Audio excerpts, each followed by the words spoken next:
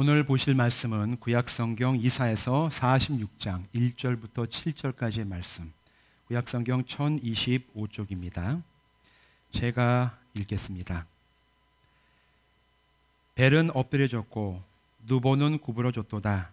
그들의 우상들은 짐승과 가축에게 실렸으니 너희가 떠매고 다니던 그것들이 피곤한 짐승의 무거운 짐이 되었도다.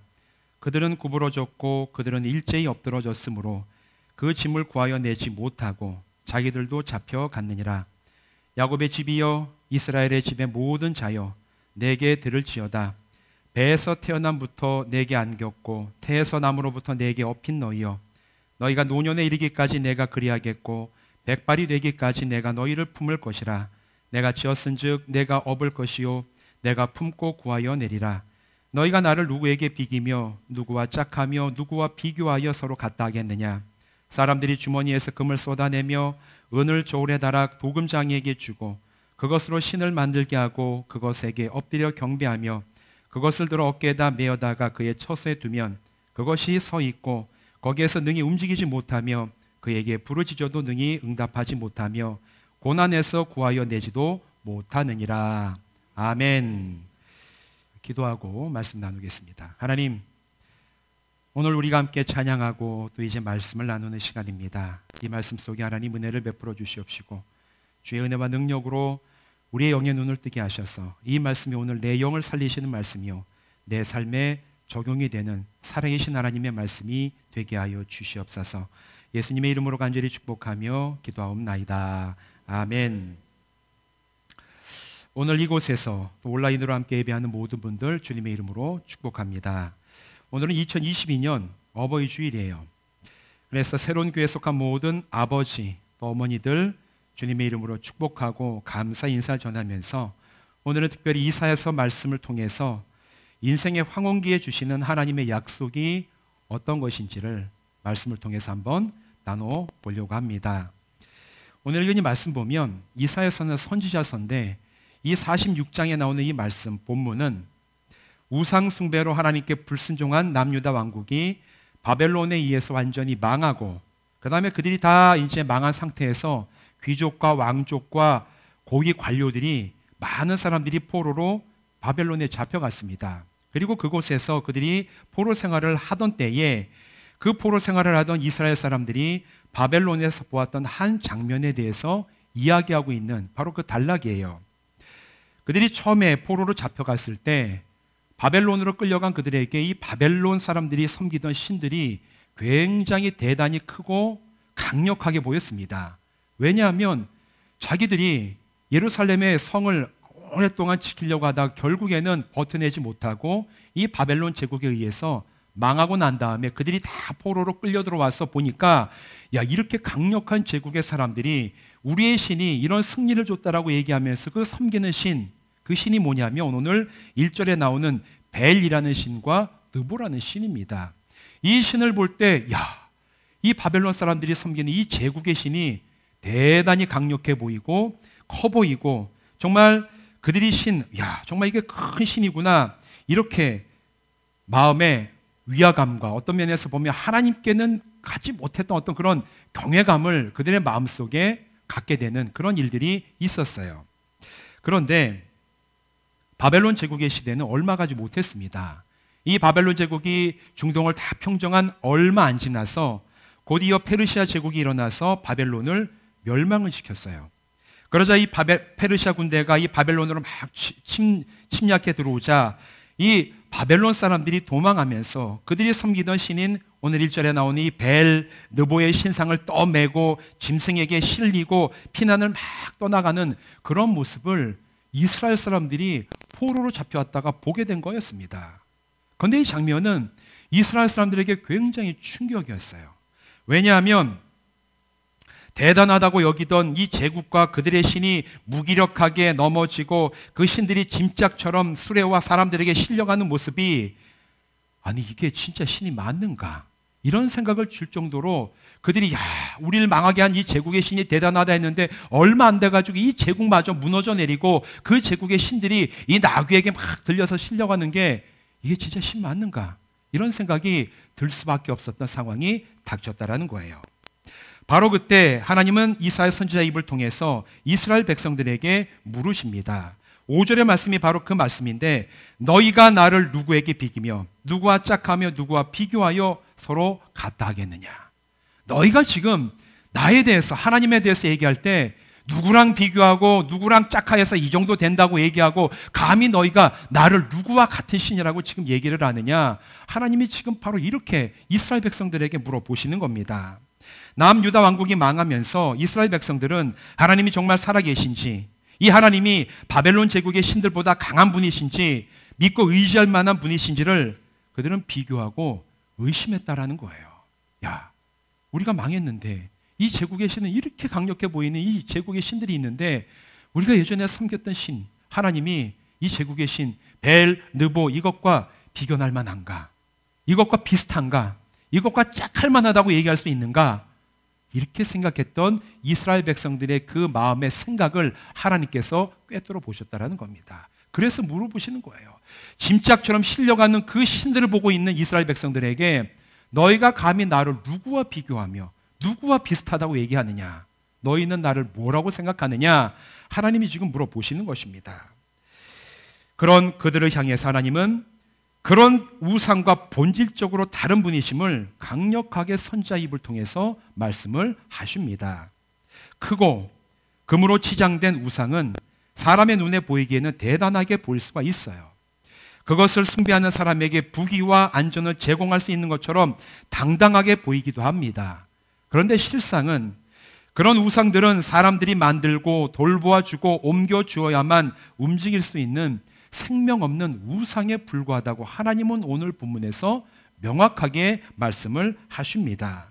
오늘날에도 이 세상에는 우상처럼 사람들의 영혼과 마음을 사로잡는 것들이 얼마나 많이 있습니까? 귀신을 섬기는 점치고 귀신을 섬기는 것은 말할 필요도 없고, 돈과 재물이라든가 부귀 영화라든가 이 세상의 성공과 출세 같은 것들도 그 옛날의 우상처럼 사람의 마음을 사로잡고 생각을 휘어잡고, 이것만 있으면, 내가 이것만 섬기면, 이것만 내가 잘 예배하면 내 인생에 있어서 평안함과 안전을 보장해 줄 것처럼 그렇게 사람의 마음을 휘어잡는 우상들이 사실은 지금도 우리 세상에 굉장히 많다라는 사실을 깨달으시기를 주님의 이름으로 축원드립니다. 우상들이 굉장히 많이 있어요. 그것만 성취하면, 그것만 얻으면 더 이상 걱정 없이 평생을 안전하게 살 수 있으리라 상상하게 만드는 것들입니다.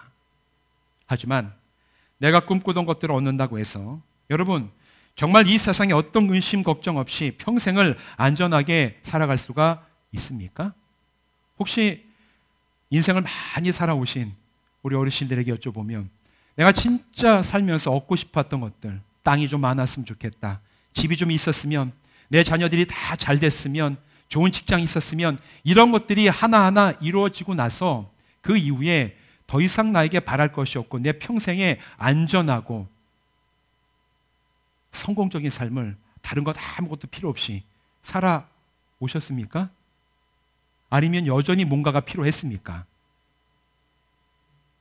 손을 한번 들어볼까요? 여전히 필요했다, 필요하지 않았다, 말씀은 안 하셔도, 저는 이제 아직 50을 못 살았지만 50을 못 살아본 저도 그 이치는 알고 있어요. 내가 그렇게 갖고 싶고요, 내가 이것만 있으면 정말 내 인생에 모든 것을 다 이루고 싶은, 이루었다 싶은 그런 것을 내가 성취하고 얻는다고 할지라도 그게 내 인생의 최종적인 만족함이 아니에요. 그 다음에 또 다른 것이 있고 또 필요한 것이 있고, 때로는 또 다른 걱정거리가 오고 또 다른 해결해야 될 문제들이 우리 앞에 서는 것이, 그게 인간이 살아가야 될 인생의 한계입니다. 실상은 그 반대라는 거죠. 이 세상의 그 어떤 것도 우리에게 완전한 평안과 안전을 제공하지 못합니다. 이게 바로 우상을 섬기는 자와 그렇지 않는 자의 영적인 깨달음의 이치예요. 그런데 여러분, 하나님은 다르십니다.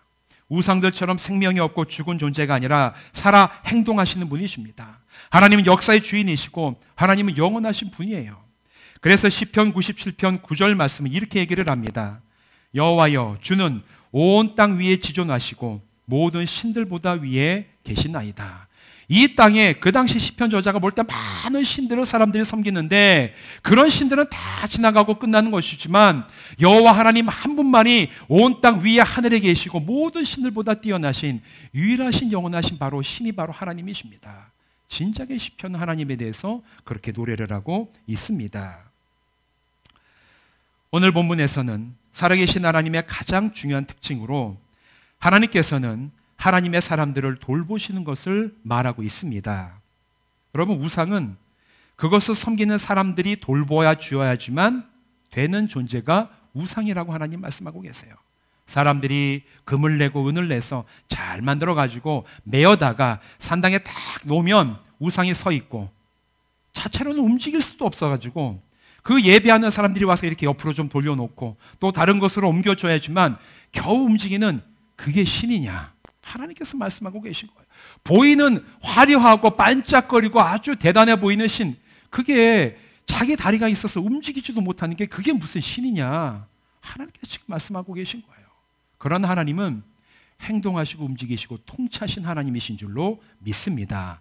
지금도 통치하셨고 옛날에도 통치하시고 그 옛날에도 다스리시고 지금도 영원까지 하나님의 사람들을 돌보시고 이 세상을 통치하시는 분이 바로 우리가 섬기는 하나님이시라는 거예요. 그 하나님께서 백성들을 품으시고 돌보시고 구원하시는 분이시라고 오늘 본문은 얘기를 하고 있습니다. 본문 말씀 3절과 4절은 뭐라고 얘기합니까? 야곱의 집이여 이스라엘 집에 남은 모든 자여 내게 들을지어다. 배에서 태어남으로 내게 안겼고 태에서 남으로부터 내게 업힌 너희여 너희가 노년에 이르기까지 내가 그러하겠고 백발이 되기까지 내가 너희를 품을 것이라. 내가 지었은즉 내가 업을 것이요 내가 품고 구하여 내리라. 하나님께서 이스라엘 백성들에게 이렇게 말씀을 하세요. 마치 엄마가 자녀를 돌보는 것처럼 안을 것이고 업을 것이고 품을 것이라고 선포하십니다. 왜 이런 선포를 하십니까? 이유는 명확합니다.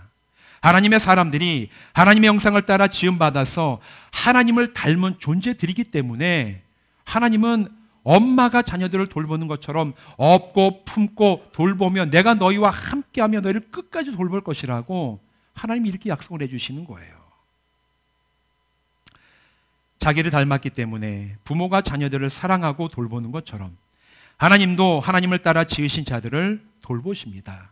믿으십니까? 믿으십니까? 여러분, 이건 굉장히 중요한 영적인 진실입니다. 예수 십자가 복음 안에서 하나님의 자녀가 된 우리 역시 오늘날 하나님의 형상을 닮은 존귀한 자들로 우리가 하나님의 돌보심 가운데 살아가고 있는 줄로 믿습니다. 이 믿음이 흔들리면 우리는 불안해서 살 수가 없어요. 이 믿음이 흔들리면 무엇을 가지고 우리 마음속에 안전함을 가지고 내가 나갈 길을 소망을 가지고 나갈 수가 있겠습니까? 내 능력이 뭐 대단합니까? 우리가 가지고 있는 재산이 뭐 대단합니까?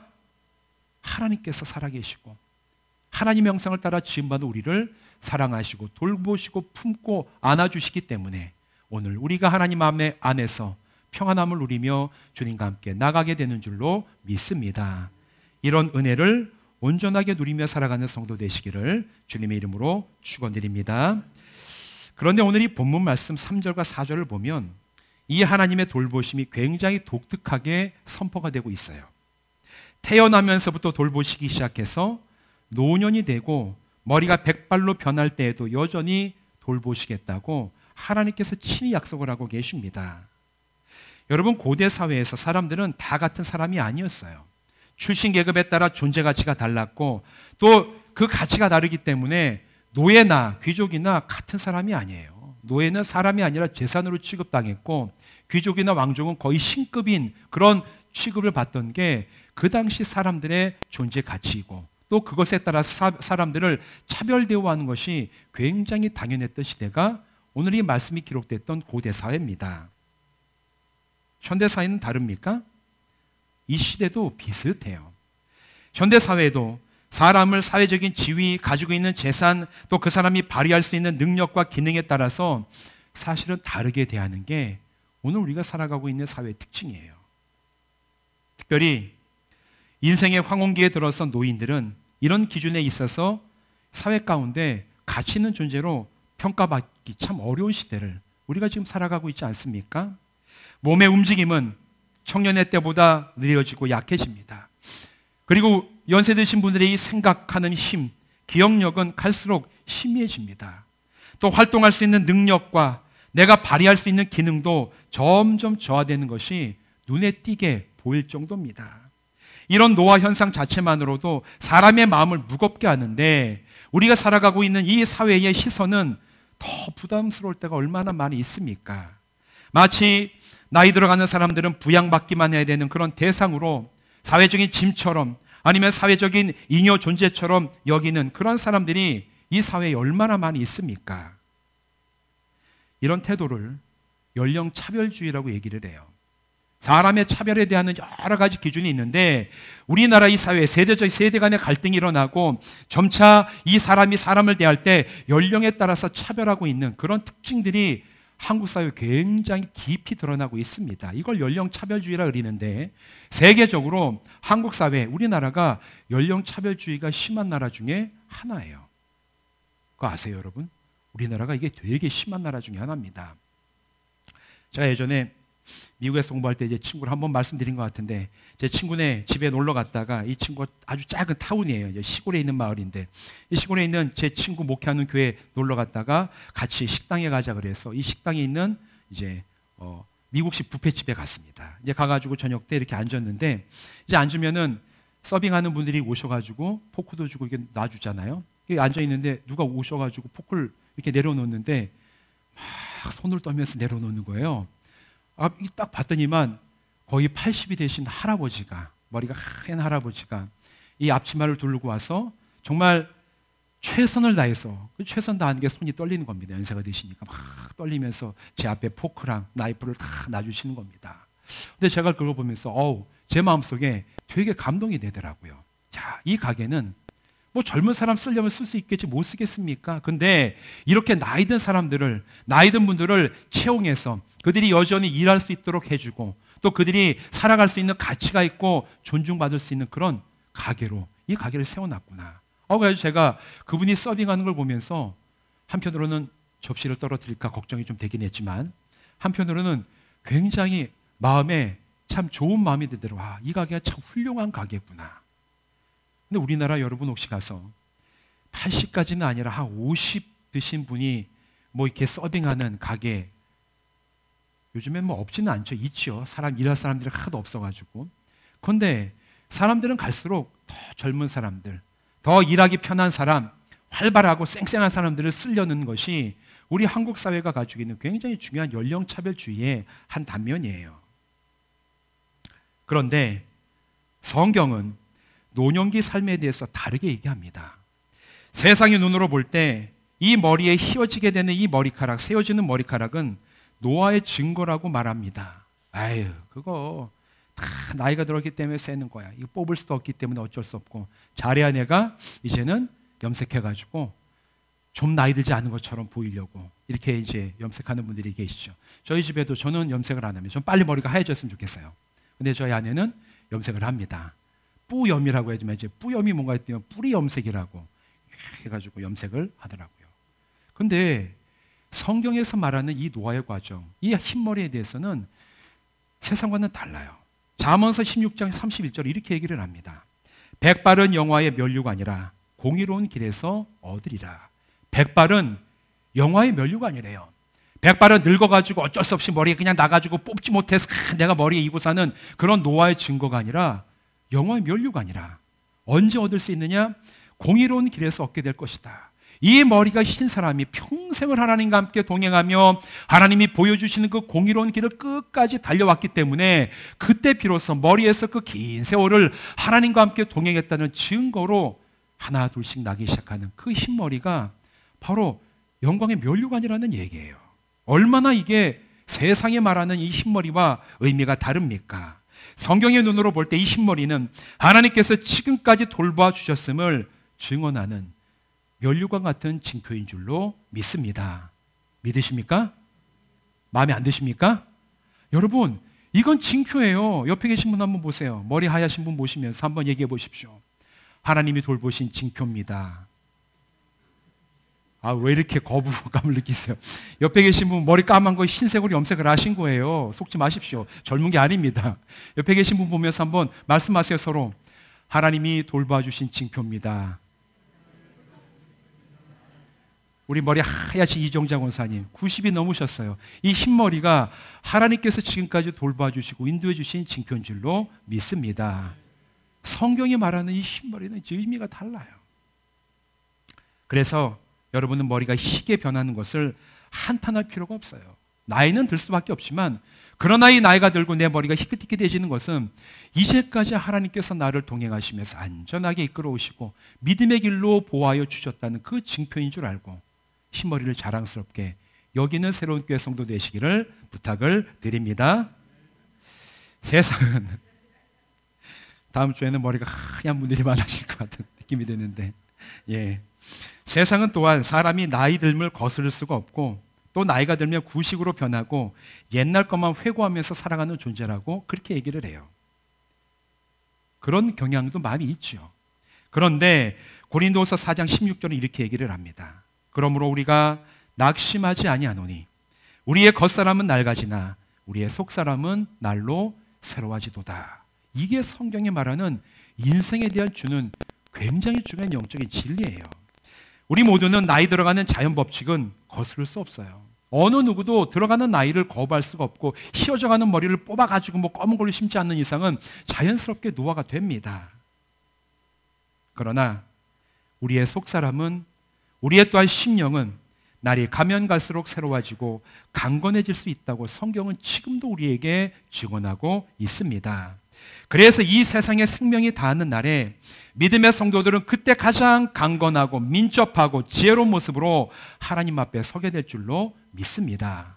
이게 우리가 가지고 있는 소망이에요.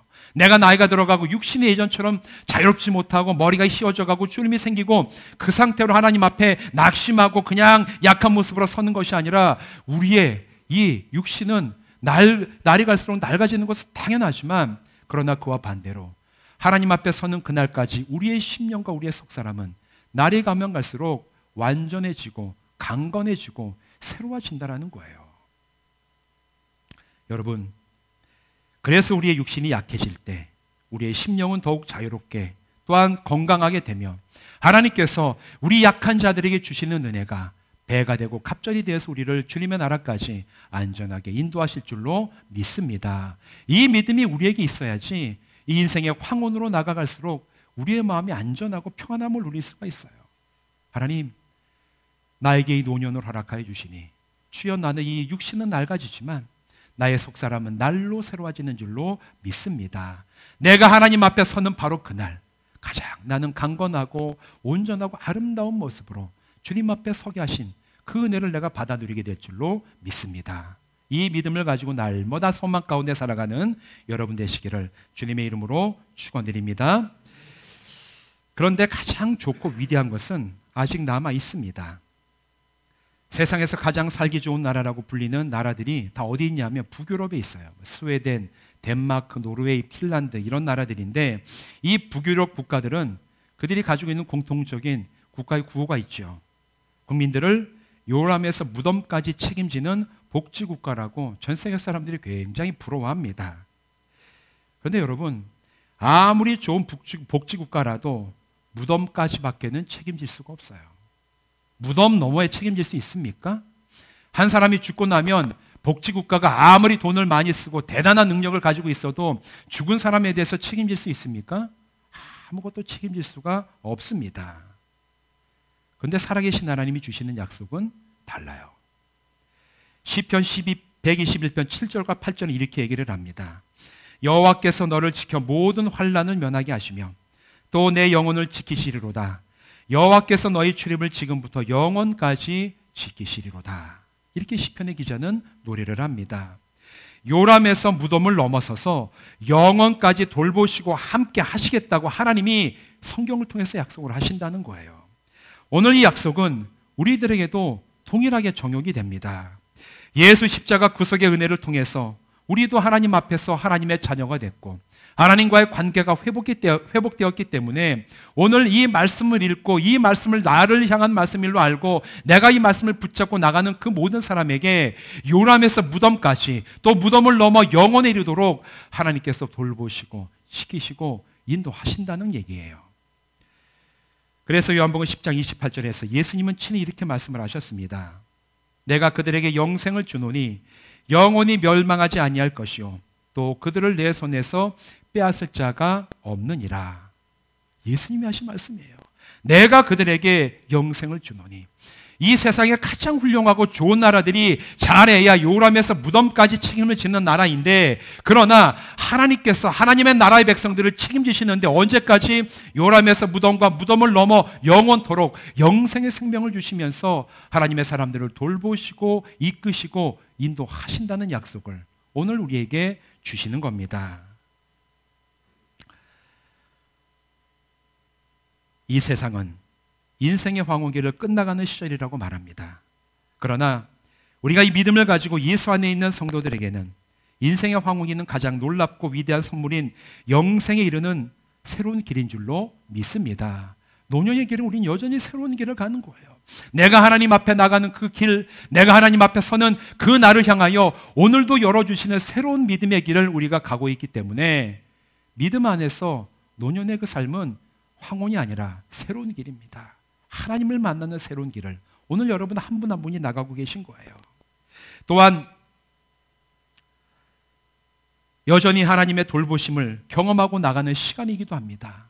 성경은 약한 자에게 하나님께서 더욱 강함을 부어주신다고 하셨는데, 우리의 육신이 약해지고 우리의 믿음이 약해지고 우리의 마음이 흔들리고 약해지는 그때에 하나님께서 약한 성도들에게 더 담대함을 주시고 강함을 부어주셔서 하나님께서 열어주신 그 믿음의 길을 끝까지 나올 수 있도록 돌보심을 부어주시는, 그 돌보심을 경험하는 시간이 되는 줄로 믿습니다.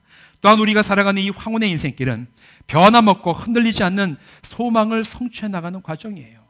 여러분, 젊은 사람들은 하나님 나라에 대해서 크게 생각하지 않고 살아갑니다. 당장에 눈앞에 해야 될 일들이 많고 처리해야 될 것들이 많고 또 공부하고 뭐 여러 가지 것들을 하느라고, 여러분 하나님 나라에 대해서 얼마나 꿈꾸며 살아가십니까? 하나님 나라에 대해서 꿈꾸며 살아가시는, 날마다 하나님 나라를 사모하며 살아가시는 우리 작년 이하의 성도님들 계십니까?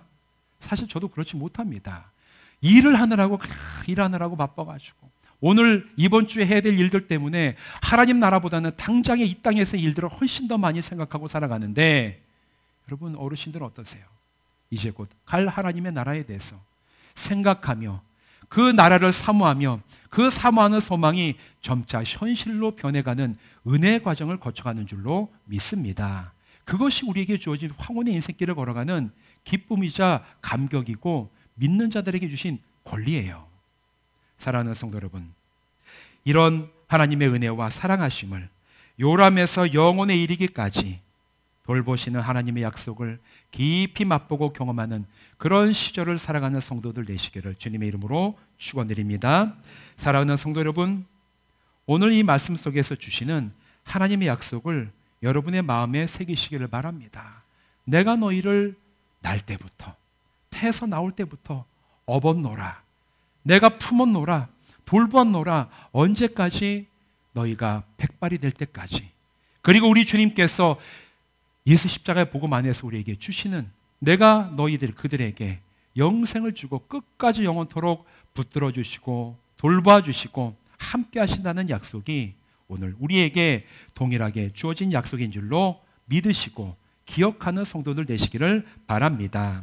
그래서 여러분 그 약속을 확신하면서 오늘보다 내일이 더 새로워진 속사람으로 살아가게 하시고 매일매일이 이제 나에게 성취될 소망 가운데 하나님과 동행하는 믿음의 선배님들이 되시고 또 소망이 현실이 되는 거룩한 성도로 하루하루 주님 앞에 달려나가는 새로운 교회 모든 어버이들과 성도들 되시기를 주님의 이름으로 축원드립니다. 기도하시겠습니다.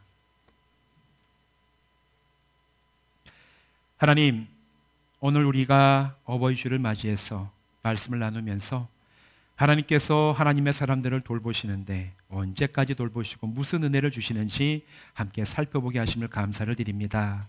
하나님, 태에서 날 때부터 백발에 이르기까지 하나님께서 돌보시고 품 안으신다고 하셨습니다. 또 죽음을 넘어서 영원한 생명에 이르기까지 우리 주님께서 주시는 영생의 기쁨과 감격이 우리에게 주어진다고 하셨습니다. 하나님, 우리의 육신은 날마다 낡아져가지만 그러나 이 말씀의 약속처럼 우리의 속사람은 날마다 새로워지게 하여 주시옵시고 하나님의 나라가 점점 우리에게 현실이 되는 삶을 살아가게 하시며 약할 때 강함이 되시는 하나님의 능력과 은혜를 더 깊이 체험하는 인생의 황혼기를 살아가는 우리 새로운 교회 모든 어버이들 되게 하여 주시옵소서. 예수님의 이름으로 간절히 축복하며 기도하옵나이다. 아멘.